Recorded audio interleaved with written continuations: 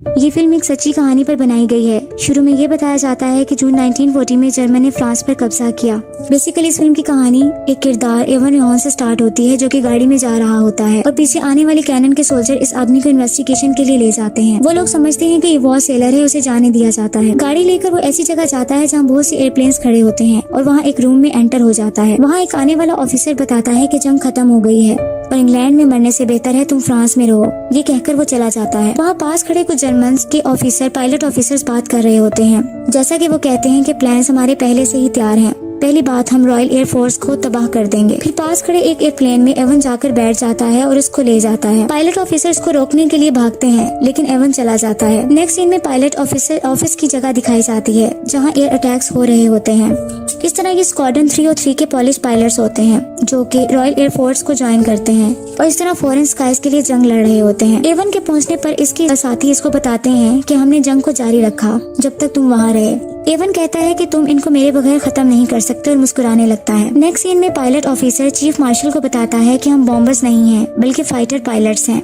हमने बहुत से जर्मन को पोलैंड में शॉट डाउन किया है और ये स्किल आपकी रॉयल एयर फोर्स का तजर्बा है। इस पर मार्शल इसको थोड़ी इंस्ट्रक्शन करता है जिस पर वो यस सर कहकर चला जाता है। इसी तरह नेक्स्ट सीन में दिखाया जाता है कि एक एयरक्राफ्ट टीम का पायलट एयरक्राफ्ट में बैठा होता है और एक लेडी की पिक को देख रहा होता है और फिर फ्लाइट लेता है। अपने फ्लाइट के साथ वो मुसलसल इंस्ट्रक्शनल पॉइंट ऑफ व्यू से कांटेक्ट में रहता है। एयरक्राफ्ट से मुसलसल फायरिंग की जाती है और वो अपने ऑपोजिट एयरक्राफ्ट को बहादुरी से गिरा देता है। अब एक ऑफिस दिखाया जाता है जहाँ 2 ऑफिसर्स बैठे होते हैं जिनमें से एक का नाम मिलो होता है। जब वो बाहर आते हैं तो वो देखते हैं कि एवन अपनी राफ्ट टीम को लेकर वहाँ पहुँच चुका होता है। थोड़ी देर में ट्रेनर वहाँ जाकर उनको पे अटेंशन कहता है और बहादुर पॉलिश पायलट्स भी कहता है और कहता है कि तुम्हें राफ्ट में वेलकम कहा जाता है। अभी मेरी ड्यूटी है कि मैं तुम सबको टीच करूँ। उसके बाद पॉलिश पायलट्स को लैंग्वेज पढ़ाई जाती है जो कि इनको लैंग्वेज बैरियर्स होते हैं और उसके बाद इनकी कुछ चेकअप भी किए जाते हैं जो कि आई साइट टेस्ट किए जाते हैं। थोड़ी देर में इन सबको एयरक्राफ्ट की तरफ ले जाते हैं और एवन बताता है कि एयरक्राफ्ट को जमीन से उतारने से पहले इसके व्हील्स को खोल देना। फिर एवन मार्शल बताता है कि एक चीज जो हम जानते हैं वो ये है कि उड़ना कैसे है। मिलो गिब्सन जो कि कमांडिंग ऑफिसर होता है वो मुसलसल इनसे बात कर रहा होता है। फिर पॉलिश पायलट्स उसको कहते हैं कि वो लोग हैं यानी जर्मन वो लोग हैं जो हमारे लोगों को मार रहे हैं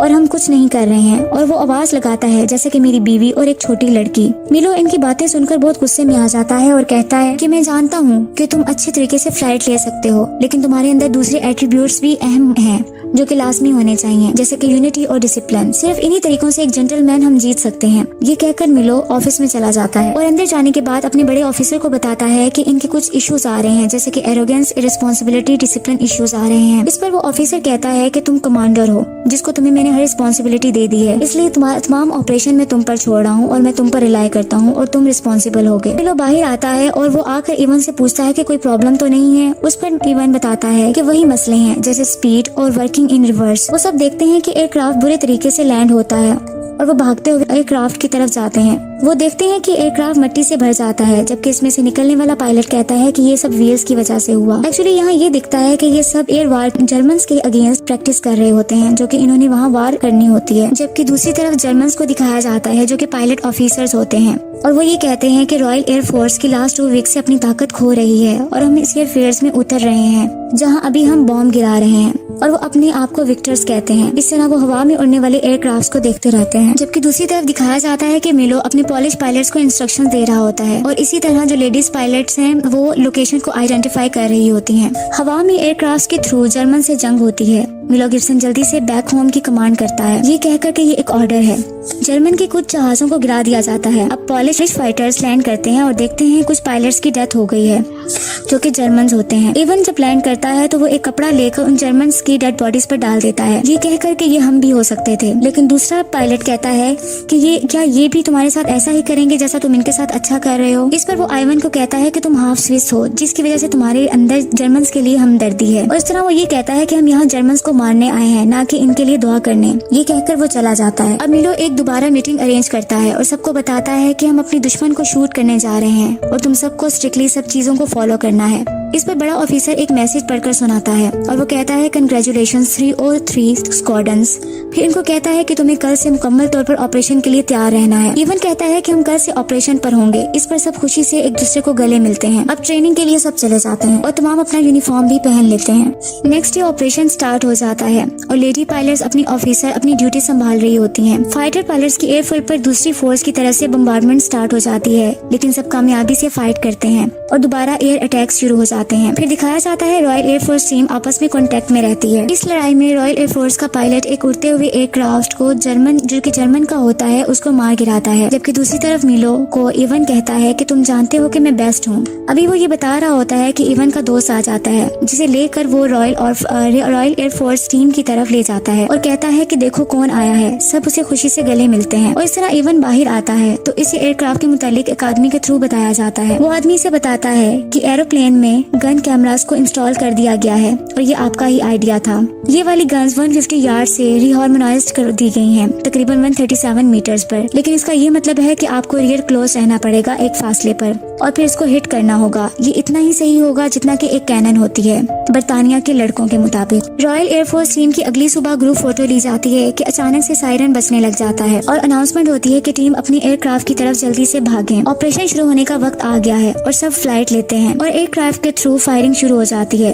जबकि लेडी पायलट्स दोबारा अपनी पोजीशन एरियाज को लोकेशन को आइडेंटिफाई करने के लिए बैठ जाती हैं। कुछ जहाजों को तबाह कर दिया जाता है। फिर एक साइन जाहिर होता है रिफ्यूलिंग और लैंडेड। जहाजों को रिफ्यूल किया जाता है और फिर से फ्लाइट होती है। रॉयल एयरफोर्स टीम के एक टीम मेंबर के एयरक्राफ्ट से बम्बार्डमेंट और फायरिंग होना बंद हो जाती है। इस पर ऑपोजिशन जर्मन्स की टीम से फायरिंग होती है और वो जख्मी हो जाता है और इसका खून बहने लगता है। इसका एरोप्लेन भी क्रैश हो जाता है और वो पानी में जा गिरता है, जहाँ इसको एक छोटी सी विक्टिम बच्ची इमेजिन होती है जो कि हंस रही होती है। आखिरकार वो पानी में डूब जाता है। रॉयल एयरफोर्स टीम अब खामोश उदास होती है क्योंकि इनका साथी मर चुका होता है। मिलो एक किताब रूडिमेंट्री पॉलिश पढ़ रहा होता है। अब दोबारा से एयर वॉर को दिखाया जाता है। एयरफोर्स टीम हवा में एक सुकून से फ्लाइट में होते हैं कि अचानक एक प्लेन पर अटैक हो जाता है और सब बहुत अलर्ट हो जाते हैं। एवन के एयरक्राफ्ट पर आग लग जाती है, लेकिन वो सक्सेसफुली एयर बैलून की हेल्प से नीचे उतर आता है, जबकि दूसरा टीम मेंबर उसके जिस्म पर आग लग जाती है और वो जख्मी हो जाता है। नेक्स्ट सीन में पायलट पॉलिश फाइटर्स की पार्टी दिखाई जाती है, जहां चीफ मार्शल सबसे एड्रेस करता है और कहता है कि मैं इस इवनिंग के होस्टेस से आपको इंट्रोड्यूस करवाना चाहता हूँ। वो एक लेडी को बुलाता है जो कि आकर सबसे बात करती है और वो ये कहती है कि इवनिंग पायलट्स ब्रेव सोल्जर्स के लिए है, जो कि पायलट ऑफिसर्स के लिए है, जिन्होंने इंग्लैंड के स्काइज में हमारे लिए लड़ाई लड़ी। उसके बाद एवन गुस्से में आ जाता है और बोलता है कि तुम हमारे ही शहरों में बॉम्ब गिरा रहे हो और शूट कर रहे हो और हमारा ही शिकार कर रहे हो। हम यहाँ शैंपियन पी रहे हैं और अपने शहरों पर बॉम्ब गिरा रहे हैं। दे आर बुचरिंग अस और हमें शूट किया जा रहा है और फांसी दिए जा रहे हैं। इसके बाद वो ऐसी बातें करता रहता है जबकि मिलो आके इसको चुप करवाता है। अब मिलो कुछ देर में इस रूम में आता है जहाँ जख्मी पायलट्स होते हैं। इनमें से एक का चेहरा भी जला हुआ होता है। वो इसे कहता है कि रिमार्केबल मैन हमेशा ग्रो करता है, तुम्हें इस पर फख्र करना चाहिए। जबकि दूसरी तरफ एक और पॉलिश पायलट को दिखाया जाता है जो कि कैंडल सिलाई बैठा होता है और वो बहुत ही सैड होते हैं क्योंकि उनके साथी मर गए होते हैं। इवन उसको आकर कहता है कि तुम यहाँ क्या कर रहे हो, तो फिर वो मैंने एयरक्राफ्ट में उन्हीं लोगों को देखना शुरू कर दिया था, वो तुम्हारी और मेरी तरह लोग थे। इस पर इवन कहता है कि इन प्लेन्स में लोग नहीं थे, लेकिन सिर्फ जर्मन्स थे, वो जर्मन्स जिन्होंने हमारे साथ बुरा किया था। मेरी बात सुनो, तुम्हें इन चीजों से गुजरना है, तुम अभी भी जिंदा हो, तुम सांस ले रहे हो एक जंग में, ये सबसे अहम चीज है। वो एक्चुअली इवन उसकी हौसला अफजाई उसको इनकरेज करता है। अब मिलो सब पायलट के साथ मीटिंग करता है और सब फ्लाइट ऑपरेशन पर चले जाते हैं। दूसरी एयर वॉर दोबारा शुरू हो जाती है और बहुत से जहाजों को तबाह कर दिया जाता है। अब एक रॉयल एयरफोर्स टीम के पायलट को कुछ मेमोरी जहन में आती है, जैसा कि एक बूढ़े आदमी को फायरिंग से मार दिया जाता है। अभी वो ये सोच रहा होता है कि इस पर फायरिंग हो जाती है। दूसरी तरफ एवन बहुत परेशान हो जाता है क्योंकि ये सब देख रहा होता है और गुस्से में आकर ऑपोजिशन जर्मन्स के जहाज को गिरा देता है। जर्मन्स के साथ फाइट मुसलसल होती रहती है। अब पॉलिश पायलट्स के दो बचे हुए एयरक्राफ्ट नजर आते हैं, जिसमें से एक का इंजन रुकने से वो क्रैश हो जाता है। अब सिर्फ एवन होता है, एवन पर फायरिंग शुरू हो जाती है। अब सिर्फ एवन बचता है जो कि ओनली सर्वाइवर होता है। पायलट लेडीज देखती हैं कि ऑपरेशन की क्या सिचुएशन है और इनकी आंखों में आंसू आ जाते हैं। अब एवन अपने एयरक्राफ्ट में जो कि जमीन पर गिरा होता है बहुत जख्मी हालत में जिंदा निकलता है और पास खड़े एक एयरक्राफ्ट की तरफ जाता है और देखता है कि इसके पार्टनर की डेथ हो गई है। वो शदीद गुस्से और गम में होता है। इस तरह स्क्वाड्रन लीडर बाकी फाइटर पायलट से कहता है ये बहुत एक्सेप्शनल वर्क था और बहुत ज्यादा हम फख्र महसूस करते हैं, लेकिन जो इन्होंने काम किया और जारी रखा ये अजीम शुक्रगुजारी के मुस्तहिक हैं। ये कहकर वो ऑफिसर्स चले जाते हैं। नेक्स्ट सीन में 1946 का टाइम दिखाया जाता है जो कि लंदन इंग्लैंड में दिखाया जाता है। इवन जहाज उड़ते हुए जहाजों को देख रहा होता है और ये भी दिखाया जाता है कि वो शायद 3 दिन में मुल्क छोड़कर शायद अमेरिका चला जाएगा। आखिर में ये बताया जाता है कि स्क्वाड्रन 3 और 3 बर्तानिया में सबसे ज्यादा स्कोर्स करने वाले फाइटर थे और 145 पॉलिश पायलट्स जिन्होंने बर्तानिया की जंग में हिस्सा लिया, इन्होंने 203 तैयारों को गिरा दिया और रॉयल एयरफोर्स को स्ट्रेंथ को कॉन्स्टिट्यूट किया।